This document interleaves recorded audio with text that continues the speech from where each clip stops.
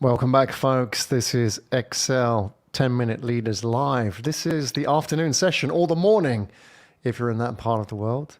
Good morning, good afternoon, good evening, wherever you may be. My name's Graham Brown, joined by potentially a distant cousin, Caroline Brown, all the way from London. Caroline, welcome to the show. Hello, Graham. Thank you for having me, my cousin. Yeah, who knows? Who Well, we could be. knows? We're all part of this Mother Earth, this one race. We're all Absolutely. connected, so who knows? Absolutely.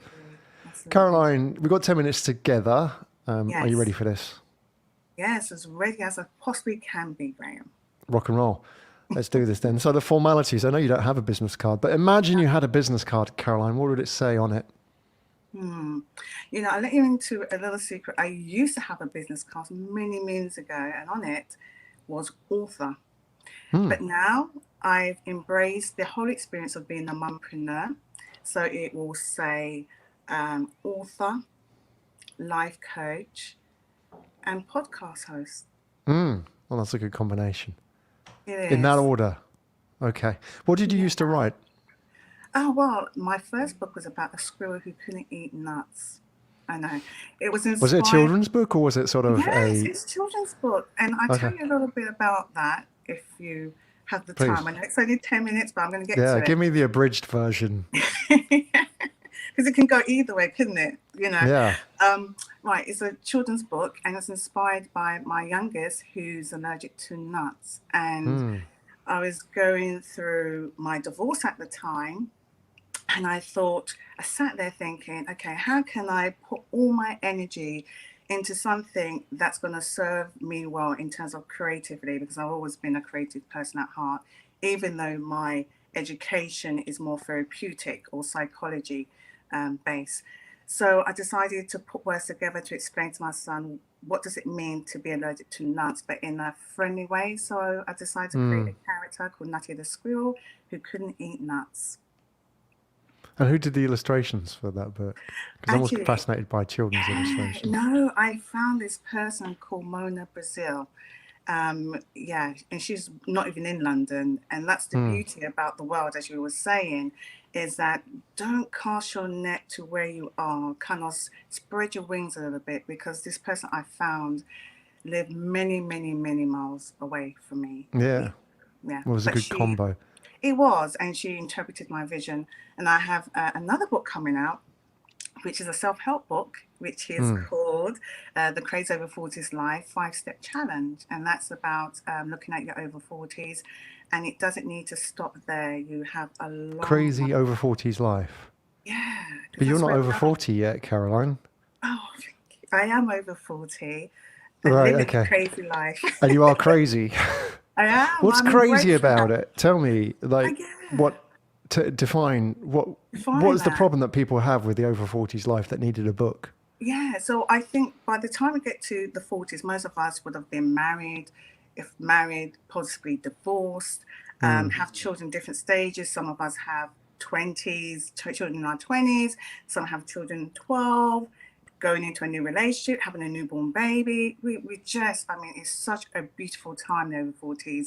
The over 40s looks very different to our parents' generation. Hmm. We live in a lot longer, and even when you go into a clothing store, there's very little difference between a woman's dress sense in her over 40s and someone in her under 40s. That's how Right. beautifully blended we are.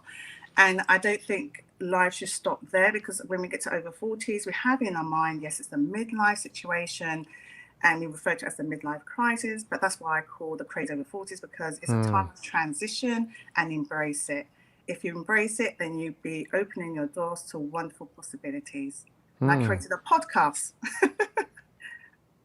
Is the podcast a collection of stories about that, or is it your own experiences? How does that Well, work? yeah, well, I created it during lockdown. So it's a Hmm. baby, but it's a baby that's doing really well. And I decided to pull all the ideas from the over 40s. So whether it's relationships that are breaking down because it's impacted by childhood trauma and what that Hmm. actually means.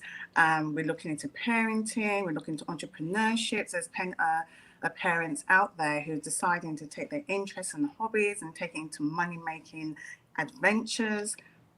It's very different. So on my Hmm. podcast, we have all of that and sexual wellness. The idea that we get over 40, we should drop our sexiness, I don't believe in that. And that's what my podcast is trying to inspire those to not drop what you want to. I mean, if you want to, that's fine, but I believe keep going. Yeah, absolutely. It's interesting. You talked about our parents' generation as a contrast. I mean, if you were into your 40s, by that point, you're kind of now, I mean, over the hill, literally, in your career. You've probably got 20 years left in your career. You're 20 in, 20 to go. Your kids are probably now getting to the end of their education when you're in your 40s. Maybe they're coming up to university, so you're ready to sort of push them out the nest. And for most people, that was, okay, right, job done. We've dusted our hands now. Let's think about the few years that we have left. That was how it was for a generation ago. But now it's like, hang on a second, I could be around for another 40, 50 years here. I might be halfway through my life. So that must raise, if you think about your podcast and your experience and the people you talk to, if you were to list the 10 existential crises that people have in this time, what would come at the top? What are the things what's right at people's top of mind when they think about the crazy over 40s life? What are people most concerned about? I think they're concerned about what do I do next? I'm in a career that I've been in for a long time, but I was driven there because perhaps it took me to a place where I could earn more money. It took me to a place where I was, fulfilling my parents' dreams. And culturally, that's also a huge influence. Culturally, there's some people who say that being a doctor is the way, the holy grail, that's the way to go. That's how you prove your worth. And that's how you're going to take your family out of situations, in sense of social class. And so, that is a big thing. The other thing is that we're going into situations where we feel we have to apologize for. And sometimes so I say to people, don't make excuses or don't deny your plans. And I think the other thing is that, I know we're supposed to do it by numbers, but I'm just going to keep going. Great. This is good. Yeah. And also we have internal conflict, and it's because we are not fulfilling what we want internally. What are our values saying? So if we're in a relationship, say, that we had during our childhood experiences, so 16 childhood love, 18 college sweetheart, and what we wanted then is not necessarily what we want now. And some of us suppress what we truly want in order for us to we don't want to be proven wrong, do we? And so that takes a lot of courage to say, like, I'm not happy. Absolutely. Like, you would have thought in your 40s you had it all worked out. And therefore, if you're saying, I'm not happy or this ain't working out, that would be a lot, not just difficult for you to talk about, but for people around you to hear as well, because culturally we're not used to that, are we? We're used to, like, teenagers not figuring stuff out, but people of our parents' generation, they've got it all worked out. Well, that's what we think, right? But obviously that's not the case. We're still human beings and we're still muddling our way through life, even in our 40s, right? It's fascinating. How do you think, for example, that period is different from men and women? Do you think they experience it differently? Do you think culturally there are different pressures and expectations? I do, and I've had the blessing of talking to people all over the world, actually, and that's the beauty about podcasts, as you know. I'm in London, I'm in Singapore, and it's the same thing. I think culturally there doesn't seem to be that much difference. There is a difference between men and women, I feel, and people keep saying the menopause, approaching menopause, but I know for the under 40, it was very much about, making sure that you meet your partner, find the right employment, education, children. The over 40s, most of us would, as you said, would have done that. And so what next? So I think for women, it's about, we come to a time that, we're not going to be able to procreate, give babies, give birth to babies. Well, we could, there's other ways of doing it, but that end of our life cycle, of what we're supposed to be doing in terms of our bodies is over. And so for women, we then think about, okay, so what is our worth? You know, I'm not saying it's all tied to having a family, but sometimes that does then filter or spill over into relationships, because if you're meeting someone under 40, the point is that most of us would have felt that we're getting together to procreate, to build a family. And so what if that's all done? I think men, what I'm finding with men are going through a stage that they've been the provider, they've been there for their family, they've put aside whatever their desires are, and now they feel, okay, right, I've done all this for everyone else. Now what's for me? And I think a lot of men, and in high pressure jobs too, what I'm seeing is a lot of them are leaving these work environments and actually listening to what they really want. And what they really want is to create something that they feel that they can make their stamp on the world. And that necessarily doesn't mean following what's expected of them, going into the 9-to-5 kind of jobs. Women, I feel that we are very similar to that. But also I feel that we are finding ways to be kind of entrepreneurs ourselves, and we're not scared of doing that now.